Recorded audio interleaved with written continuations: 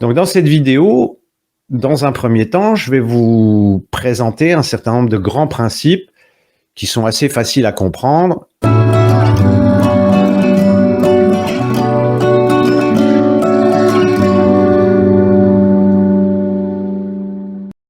Quelque chose qui est assez simple aussi à comprendre, ça on l'a déjà vu lorsqu'on a parlé des 5 éléments, que sont le bois, le feu, la terre, le métal et l'eau. Et dans le tableau des 5 éléments, vous savez que ces éléments sont reliés à une saveur.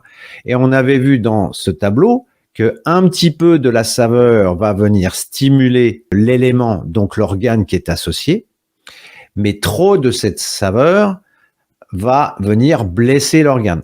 Alors on va faire un petit rappel. Au niveau du bois, la saveur, c'est l'acide. Et l'acide et le bois est en relation avec le foie. Je parle le foie chinois, hein. On est bien d'accord. Le feu est en relation avec la saveur amère et le feu est en relation avec l'organe cœur, toujours chinois. Ensuite, la saveur de la rate, est-ce que vous vous souvenez?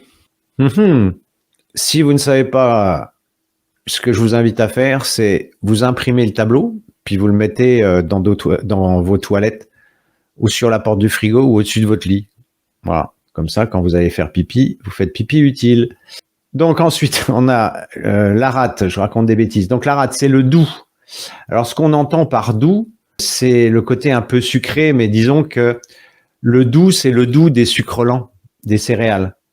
Le sucré, les sucres rapides, les pâtisseries, ça c'est pas très bon. Mais quand on dit doux, ça n'évoque pas grand-chose. Et ça, c'est en relation avec la rate chinoise. Hein.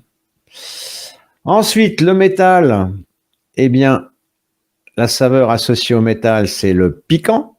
Donc le piquant, c'est le piment. Hein. L'amer est l'apostrophe. Souvent, les gens sont parfois un peu confus. Alors, dans le Jura, on a de l'alcool de gentiane, bon, qu'il y a aussi dans le Massif central, comme la Suze.